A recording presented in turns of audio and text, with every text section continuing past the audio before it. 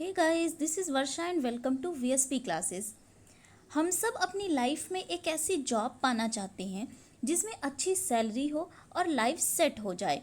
बहुत सारे लोग गवर्नमेंट जॉब की तैयारी कर रहे हैं ताकि उन्हें एक सरकारी नौकरी मिल सके, पर इसके लिए एग्ज़ाम फाइट करनी होती है और सेलेक्ट होने के बाद ही आपकी पसंदीदा जॉब आपको मिल पाती है। तो ऐसे ही एक गवर्नमेंट जॉब के बारे में आज की इस वीडियो में हम बात करने वाले हैं, जो कि है लोको पायलट। जी हाँ, आज के वीडियो में हम बात करेंगे लोको पायलट कैसे बने। तो अगर आप लोको पायलट बनना चाहते हैं या फिर इसके बारे में जानना चाहते हैं तो ये वीडियो आपके लिए है। तो इस वीडियो में लास्ट तक बने रहिएगा। तो देर ना करते हुए आइए हम शुरू करते हैं। सबसे पहले मैं आपको बता दूं कि हमारी इंडियन रेलवे दुनिया की चौथी सबसे बड़ी रेल नेटवर्क है। यूनाइटेड स्टेट, रशिया और चाइना के बाद जो सबसे बड़ा रेल नेटवर्क है वो है इंडिया का। इसलिए रेलवे में बहुत तरह तरह के पोस्ट होते हैं और इसी में एक पोस्ट है लोको पायलट। अब हम देखेंगे कि लोको पायलट होता क्या है। What is loco pilot? देखिए, लोको का मतलब होता है रेल का इंजन और लोको पायलट रेल को चलाने वाला ड्राइवर होता है। यानी भारतीय रेल में रेल के ड्राइवर को लोको पायलट कहा जाता है। ये तो बात हो गई कि लोको पायलट होता क्या है।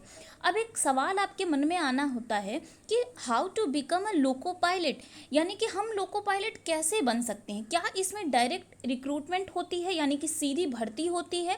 तो देखिए, लोको पायलट के लिए कोई भी डायरेक्ट रिक्रूटमेंट यानी सीधी भर्ती नहीं होती है। तो अब सवाल ये है कि आप लोको पायलट कैसे बन सकते हैं। तो ये एक प्रमोशनल पोस्ट होती है। सबसे पहले आप ALP यानी कि असिस्टेंस लोको पायलट होते हैं, उसके बाद एक्सपीरियंस के बाद ही आपको लोको पायलट की जॉब मिल पाती है। यानी अगर आप लोको पायलट बनना चाहते हैं तो पहले आपको ALP यानी असिस्टेंट लोको पायलट बनना होगा।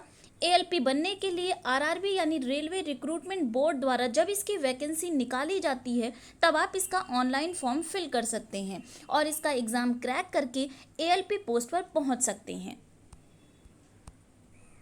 ये कुछ बात हो गई लोको पायलट और असिस्टेंट लोको पायलट के बारे में।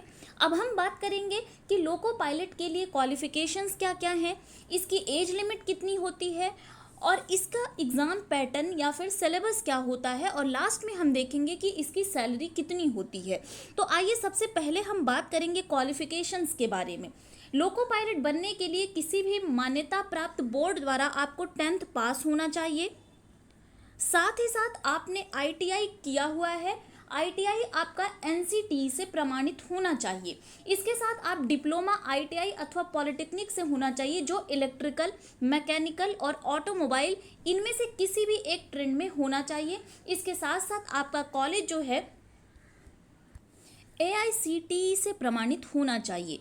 तो ये क्वालिफिकेशंस अगर आपके पास हैं तो आप भी लोको पायलट का फॉर्म फिल कर सकते हैं। आगे हम बात करेंगे एज लिमिट के बारे में।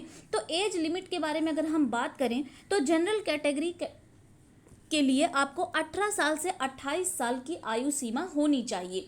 यानी सामान्य वर्ग के अभ्यर्थियों के लिए जो आयु सीमा रखी गई है वो 18 से 28 वर्ष के बीच होना चाहिए। इसके साथ ही साथ कुछ रिलैक्सेशन यानी कि कुछ छूट भी मिलती है, जैसे OBC के लिए 3 साल का छूट है, SC और ST के लिए 5 साल का छूट है और जो एक्स सर्विसमैन है उनके लिए 3 साल का रिलैक्सेशन मिलता है। अब बात आती है फिजिकल रिक्वायरमेंट की, यानी कि मेडिकल टेस्ट में क्या होना चाहिए कि इसके सबसे पहले आपके आँख, कान और डायबिटीज़, ब्लड प्रेशर आदि की जांच की जाती है, लेकिन जो सबसे महत्वपूर्ण है वो है eye vision. Eye vision should be perfect, यानी कि आँखों के दूर देखने की जो आपकी क्षमता होनी चाहिए वो अच्छी होनी चाहिए।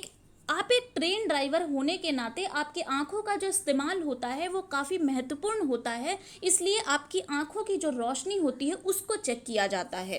तो ये कुछ बात हो गई फिजिकल रिक्वायरमेंट की। अब हम बात करेंगे सबसे इम्पॉर्टेंट जो है वो है एग्ज़ाम पैटर्न के बारे में। तो देखिए, एग्ज़ाम पैटर्न की अगर हम बात करें तो RRB के थ्रू ये एग्ज़ाम कंडक्ट करवाया जाता है। 4 स्टेप में ये एग्ज़ाम होता है। सबसे पहले आपका रिटन एग्ज़ाम होगा, ये CBT टाइप होता है, यानी कि कंप्यूटर बेस्ड होता है ये टेस्ट। उसके बाद आपका साइको टेस्ट होता है। साइको टेस्ट में आपका जो एक मेंटली आपको चेक किया जाता है कि आप कितने स्ट्रांग हैं। फिर आपका मेडिकल टेस्ट होता है और लास्ट में आपका डॉक्यूमेंट वेरिफिकेशन किया जाता है। आगे हम बात करेंगे कि रिटन एग्जाम में कौन कौन कहाँ कहाँ से कितने कितने नंबर के क्वेश्चन पूछे जाते हैं और टाइम क्या होता है। तो सबसे पहले देखिए एग्जाम पैटर्न की अगर हम बात करें तो सबसे पहले CBT 1 होता है। इसमें आपके 75 क्वेश्चन रहेंगे और आपको मिलेंगे 60 मिनट। सबसे बड़ी बात क्या है, बड़ी बात है कि इसमें निगेटिव मार्किंग भी होती है। तो अगर आप अच्छे से आप कंफर्म हैं कि यही आंसर होगा तभी आप टिक करेंगे, वरना आपके नंबर जो है वो काट लिए जाएंगे, गलत उत्तर पे आपके नंबर काट लिए जाएंगे।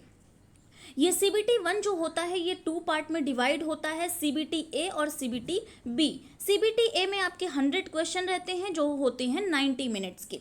CBT B में आपके 75 क्वेश्चन होते हैं जो होते हैं 60 मिनट के। The questions will be objective type with multiple choice, यानी कि ऑब्जेक्टिव टाइप आपके क्वेश्चन होते हैं।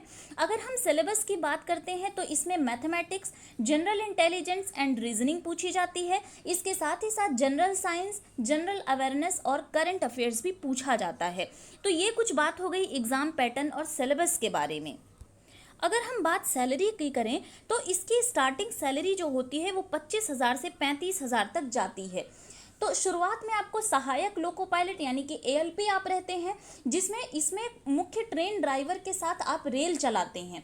लेकिन जहां तक सीनियर ट्रेन ड्राइवर की अगर हम बात करते हैं तो इनकी सैलरी 55,000 से भी अधिक होती है। इसके अलावा आपको बता दें कि अलग अलग रूट पर भी सैलरी अलग अलग होती है। तो ये कुछ बात हो गई सैलरी के बारे में। तो ये लोको पायलट के बारे में जो इंफॉर्मेशन थी उसको हमने बता दिया है। अगर आपको ये वीडियो पसंद आया होगा तो वीडियो को लाइक और शेयर कर दीजिएगा, और अगर आपने चैनल को सब्सक्राइब नहीं किया है बेल आइकन को प्रेस कर लीजिएगा, क्योंकि लेटेस्ट नोटिफिकेशन आपको मिलती रहेगी। Thank you.